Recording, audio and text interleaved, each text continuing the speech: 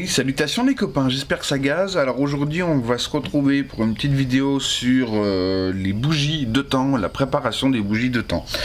Donc là en l'occurrence ce sera sur la DTR 125, mais c'est valable pour toutes les bougies. Alors surtout de temps, ça marchera sur les 4 temps, mais surtout ça sera utile pour les 2 temps. En fait une préparation qui va être toute simple. Alors déjà premièrement il faut savoir qu'une bougie ça se change pas forcément, une bougie ça peut se nettoyer.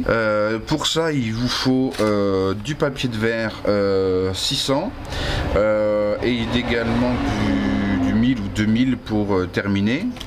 Il vous faut un petit tournevis pour écarter légèrement les électrodes et un petit outil, ça c'est des cales qui sont au dixième de millimètre près si je dis pas de bêtises, et en fait ça nous sert à régler l'électrode centrale, c'est-à-dire l'écartement.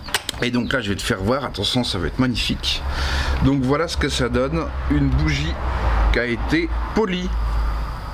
Donc tu vois, on a quelque chose de super brillant.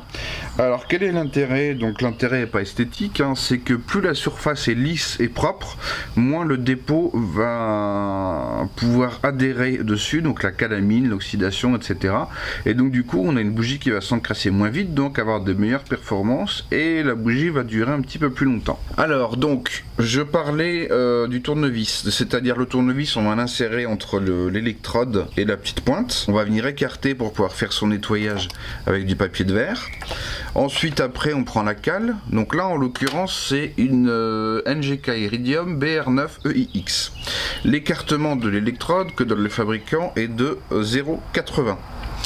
donc on va mettre l'électrode avec l'outil et on va tapoter au marteau légèrement jusqu'à ce que l'épaisseur, la cale en 0,8 passe en forçant très légèrement. C'est ce qu'on appelle pas un passage gras mais un passage à sec.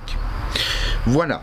Ensuite pour polir, très simple, un petit Dremel, de la pâte à polir niveau 2, donc celle qui est le plus doux, et puis un petit pad en coton ou en synthétique, enfin bref, les petits trucs de Dremel quoi. Donc voilà, on se retrouve avec une bougie polie et c'est magnifique. Je vais voir ce que fait le chien, doit y avoir le facteur. A plus les amis, ciao.